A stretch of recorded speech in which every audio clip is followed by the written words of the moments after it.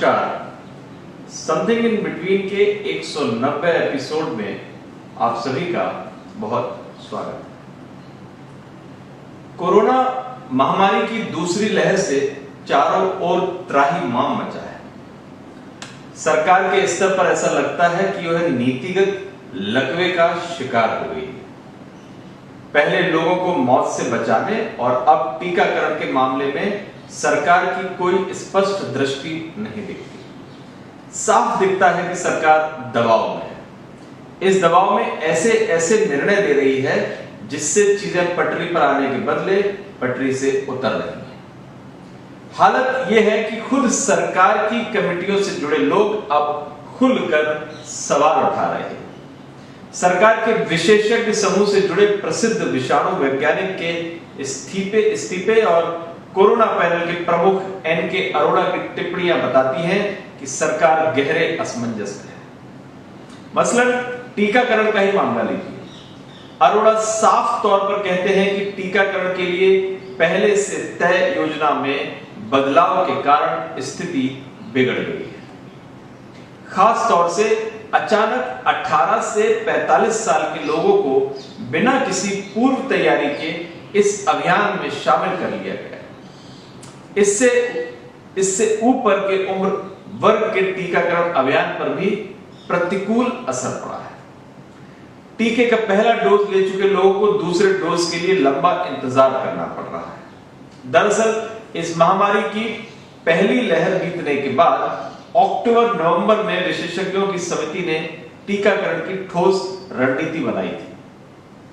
तब तय किया था कि इस महामारी से उबरने के लिए टीकाकरण के लिए उस वर्ग को लक्षित किया जाए जहां जान जाने का जोखिम ज्यादा है। लक्ष्य मृत्यु दर को कम करने का था। इसलिए तय किया गया कि पहले कोरोना वॉरियर्स और 60 वर्ष से अधिक उम्र के लोगों को टीका लगाया जाए। इसके बाद दूसरे चरण में 45 से 59 वर्ष के बीच के लोगों का टीकाकरण किया जाए। इन दोनों वर्गों का जून महीने तक टीकाकरण का लक्ष्य निर्धारित किया गया। आंकड़ों के लिहाज से देखें तो देश में इन दोनों आयु वर्ग की देश में आबादी 35 करोड़ है। इनके लिए जून महीने तक आवश्यक 70 करोड़ डोज का इंतजाम भी था। भारतीय बायोटेक और सीरम इंस्टीट्यूट इस अवधि तक इतना टीका उपलब्ध करा सकते थे, मगर इस महामारी की दूसरी लहर में हुई व्यापक क्षति के कारण सरकार हड़बड़ा गई। सरकार कुछ कर रही है इस आशय की धारणा बनाने के लिए बिना पूर्व सलाह के सरकार ने 18 से 45 वर्ष के लोगों के टीकाकरण अभियान की घोषणा कर दी। साफ तौर पर कहा कि इस आयु वर्ग को 1 मई से टीका लगेगा। अब जरा सोचिए, पूरी तैयारी 45 वर्ष से अधिक उम्र के लोगों के टीकाकरण की थी। उस समय की रणनीति के मुताबिक इससे नीचे के उम्र के लोगों को जुलाई महीने से टीका लगना था, मगर आनन फानन की गई इस घोषणा ने पूरे अभियान को ही पटरी से उतार दिया।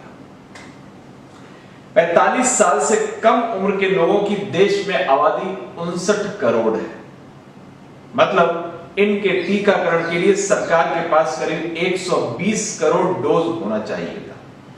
जाहिर तौर पर पूर्व तैयारी के मुताबिक सरकार के पास 45 साल से अधिक उम्र के लोगों के लिए ही टीके का डोज था। मगर अपने पक्ष में सकारात्मक धारणा बनाने के लिए सरकार ने आनन फानन एक बड़े वर्ग के बिना किसी तैयारी के टीकाकरण की घोषणा कर दी। इसका तत्काल और सीधा प्रतिकूल असर पड़ा। सरकार को सबसे पहले 2 टीकों के बीच की अवधि को बढ़ाना पड़ा। टीका न होने के कारण अधिकतर राज्यों में युवाओं को टीकाकरण अभियान शुरू ही नहीं हो पाया। इसके उलट उन लोगों के लिए भी टीके की कमी पड़ गई जो इसका पहला डोज ले चुके थे। अब स्थिति यह है कि पहला डोज ले चुके लोग दूसरे डोज के लिए भटक रहे हैं। दूसरी और चूंकि युवाओं के टीकाकरण की घोषणा भी हो चुकी है, इसलिए इस वर्ग के लोग टीकाकरण के लिए कैंप में लाइन लगा रहे हैं। दबाव में राज्य सरकारों को टीकाकरण केंद्र ही बंद करने पड़ रहे हैं। कोविड पैनल के प्रमुख एन.के. अरोड़ा कहते हैं कि जाहिर तौर पर चूक हो गई। बिना सोचे समझे 18 से 45 साल के आयु वर्ग के लोगों के टीकाकरण की घोषणा नहीं करनी चाहिए। इससे सुचारू रूप से चल रहे टीकाकरण अभियान पर बिना वजह प्रतिकूल असर पड़ा है। अब कई राज्यों ने टीके के लिए अंतरराष्ट्रीय टेंडर जारी किए। सवाल है कि क्या इससे इस समस्या का हल निकलेगा? विशेषज्ञ इसे छलावा बताते हैं। विशेषज्ञों का मानना है कि अभी दुनिया भर में टीके की भारी मांग है। संपन्न देश कंपनियों को मुंह मांगी कीमत देने के लिए तैयार बैठे हैं। एक तरह से इन देशों ने दुनिया भर के टीकों को हाईजैक कर लिया है। जितनी भी कंपनियां टीके बना रही हैं, उनकी बुकिंग पहले ही हो चुकी है। कम से कम जुलाई महीने तक ये कंपनियां किसी दूसरे देश को टीका उपलब्ध कराने की स्थिति में नहीं है। जाहिर तौर पर इस स्थिति में टीके के लिए अंतरराष्ट्रीय स्तर पर टेंडर निकालने का कोई अर्थ नहीं है। सवाल है कि अब क्या किया जाना चाहिए। सबसे पहले तो यह कि सरकार को फिलहाल 18 से 45 वर्ष की उम्र के लोगों के लिए टीकाकरण शुरू करने की घोषणा को वापस लेना चाहिए। सरकार को ईमानदारी पूर्वक स्वीकार करना चाहिए कि देश में टीके की कमी है। हाँ, हालात जुलाई महीने से बेहतर दिखेंगे। तब भारत बायोटेक और सीरम इंस्टीट्यूट प्रति माह 12 करोड़ टीके के निर्माण की स्थिति में आ जाएगा। अच्छा होगा कि सरकार इस आयु वर्ग के लोगों को जुलाई महीने तक इंतजार करने के लिए कहे। इससे सबसे पहला लाभ यह होगा कि 45 वर्ष से अधिक उम्र के लोगों का टीकाकरण का लक्ष्य हासिल हो जाएगा। इसके बाद इससे नीचे के आयु वर्ग के लोगों के टीकाकरण अभियान पर कोई प्रतिकूल असर नहीं पड़ेगा। सरकार को समझना होगा कि इसके बिना चीजें और बिगड़ेंगी। जाहिर तौर पर सरकार को रुककर पीछे झांकने की जरूरत है।